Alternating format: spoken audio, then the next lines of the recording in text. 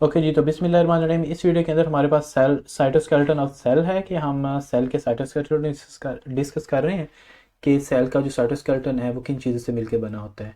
तो सबसे पहले हमारे पास साइटोस्केलेटन ऑफ द सेल, उसके अंदर जो कंपोनेंट हैं वो माइक्रोट्यूब्यूल्स हैं, माइक्रोफिलामेंट्स हैं और इंटरमीडिएट फिलामेंट्स हैं। ये बेसिकली सेल की शेप बनाते हैं और ये play important role in the cytoplasmic और सेलुलर मूवमेंट्स के अंदर ये इंपॉर्टेंट रोल प्ले करते हैं। उसके बाद हमारे पास जो पहला हमारे पास टॉपिक आ रहा है cell cytoskeleton of the cell का, वो है माइक्रोट्यूब्यूल्स। तो माइक्रोट्यूब्यूल्स हैं, ये तमाम सेल्स के अंदर प्रेजेंट होती हैं और दे आर सिलेंड्रिक फिलामेंटस स्ट्रक्चर्स होती हैं और 24 नैनोमीटर डायमीटर होता है इनका।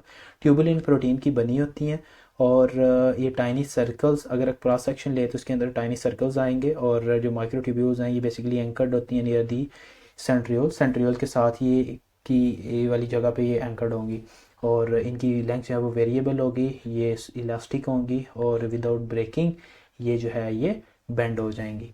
उसके बाद हमारे पास माइक्रोट्यूब्यूल्स के फंक्शंस हैं। ये साइटोस्केलेटन बनाती हैं सेल का और उसके अलावा ये ट्रांसपोर्ट करती हैं वेरियस पार्टिकल्स की थ्रू द साइटोप्लाज्म और they are concern with the movement of cilia की मूवमेंट इनके जरिए होती है और plays important role in cell division के अंदर इनका बहुत ज़्यादा रोल है क्योंकि माइक्रोट्यूब्यूल जो सेंट्रियोल्स बनाती हैं। उसके बाद हमारे पास है माइक्रोफिलामेंट, ये सेकेंड टाइप है हमारे पास जो साइटोस्केलेटन है उसके अंदर सेकेंड कंपोनेंट है। ये बेसिकली जो साइटोप्लाज्म के अंदर माइक्रोफिलामेंट्स हैं उनके अंदर हमारे पास एक्टिन फिलामेंट्स भी होगा। एक्टिन फिलामेंट्स जो है ना ये मसल्स के अंदर होता है। मायोसिन फिलामेंट्स ये भी मसल्स के अंदर होते हैं और एक्टिन जो है बेसिकली थिन होते हैं, मायोसिन जो है वो थिक होता है और ये बेसिकली मसल्स की कंट्रैक्शन करवाते हैं। उसके बाद हमारे पास हैं थर्ड टाइप है, ये है हमारे पास साइटोस्केलेटन थर्ड फॉर्म। ये इंटरमीडिएट फिलामेंट्स हैं। ये बेसिकली एपिथेलियल सेल्स के अंदर होते हैं in the form of keratin. ये फाइब्रोब्लास्ट के अंदर होते हैं इन द फॉर्म ऑफ वेमेंटिन और ये मसल सेल्स के अंदर होते हैं in the form of desmin और ये नर्व सेल्स के अंदर होते हैं in the form of neurofilaments. उसके अलावा हमारे पास जो नर्व सेल के सपोर्टिंग सेल्स हैं जो कि न्यूरोग्लियल सेल्स हैं उनके अंदर ये ग्लियल फिलामेंट्स की फॉर्म में होंगे। उसके बाद हमारे पास है फंक्शंस ऑफ द माइक्रोफिलामेंट्स के फंक्शंस क्या हैं। मसल्स के अंदर ये रिस्पॉन्सिबल है कंट्रैक्शन के लिए। ब्लड सेल्स के अंदर ये एमीबॉयड मूवमेंट करवाते हैं। ब्लड प्लेटलेट्स के अंदर ये जब क्लॉट बन जाता है तो उसकी रिट्रैक्शन करवाते हैं और डिवाइडिंग जो सेल्स हैं इनके अंदर ये कंट्रक्टाइल रिंग बनाते हैं जिसकी वजह से सेल जो है वो दो पार्ट्स में डिवाइड हो जाए। फॉर एग्जांपल ये सेल डिवाइड हो रहा है और इसके अंदर ये एक डिवाइडिंग फरो बन रही है इस तरह की। तो ये जो फरो है इसके अराउंड जो है ना एक सर्कल बनाएंगे, एक रिंग बनाएंगे, वो बेसिकली हमारे पास माइक्रोफिलामेंट्स बनाएंगे। तो इसके अलावा जो माइक्रोविलाइज हैं in the certain cell they play important role in their contraction, elongation and the shortening of the microvilli. तो जो हमारे पास माइक्रोविलाई है उसके अंदर फिलामेंट्स होंगे जो कि माइक्रोविलाई की शॉर्टनिंग और इनकी इलांगेशन के अंदर बहुत ज़्यादा ज़रूरी होते हैं।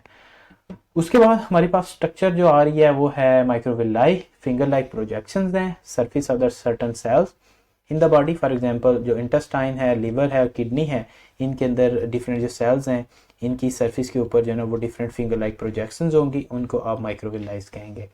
और ये माइक्रोफिलामेंट्स की बनी होती हैं और माइक्रोफिलामेंट्स को सेल मेम्ब्रेन कवर करती है। इनका काम क्या है माइक्रोविलाई का, ये इंक्रीज करते हैं एफिकेसी ऑफ अब्जॉर्प्शन और इसके अलावा अब्जॉर्प्शन के लिए सरफेस एरिया सेल का उसको इंक्रीज करते हैं।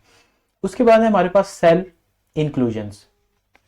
सेल के अंदर कुछ एक्यूमुलेटेड मॉलिक्यूल्स होते हैं, उन एक्यूमुलेटेड मॉलिक्यूल्स को सेल इंक्लूजन कहते हैं। कौन कौन से मॉलिक्यूल सेल के अंदर एक्यूमुलेट हो सकते हैं, उनमें कार्बोहाइड्रेट्स हैं, उनमें लिपिड्स हैं, उसके बाद पिगमेंट्स हैं। ये मोस्ट कॉमनली सेल के अंदर एक्यूमुलेट होते हैं। कार्बोहाइड्रेट्स जो हैं वो ग्लाइकोजन की फॉर्म में एक्यूमुलेट होगा, यूजुअली मसल्स और लिवर सेल्स के अंदर होता है। और उसके बाद लिपिड्स जो हैं ये लिवर सेल के अंदर, फैट सेल्स के अंदर और एड्रीनल कॉर्टेक्स सेल के अंदर in the form of fat droplets जो हैं वो क्यूमुलेट होंगे। इसके अलावा हमारे पास कुछ पिगमेंट्स आते हैं। पिगमेंट्स हमारे पास दो टाइप्स के आएंगे जो कि सेल के अंदर इंक्लूजन की फॉर्म में प्रेजेंट होंगे। एक हमारे पास एंडोजेनस पिगमेंट है, दूसरा हमारे पास एक्सोजेनस पिगमेंट है। जो हमारे पास एंडोजेनस पिगमेंट्स हैं उनमें ये है कि ये सेल के अंदर प्रोड्यूस होते हैं और इनकी एक एग्जांपल हमारे पास हीमोग्लोबिन है, दूसरी हमारे पास मेलानिन है, तीसरी हमारे पास लिपोफुक्सिन है।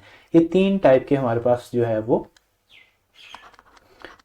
कंपोनेंट्स हैं, पिगमेंट्स हैं जो कि सेल के अंदर प्रोड्यूस होते हैं। हीमोग्लोबिन रेड ब्लड सेल के अंदर होती है, मेलानिन मेलानोसाइट्स के अंदर होती है, लिपोफुक्सिन ये बेसिकली कार्डियक और नर्व सेल्स के अंदर होती है, जो कि due to the non digested lysosomes की वजह से होती है।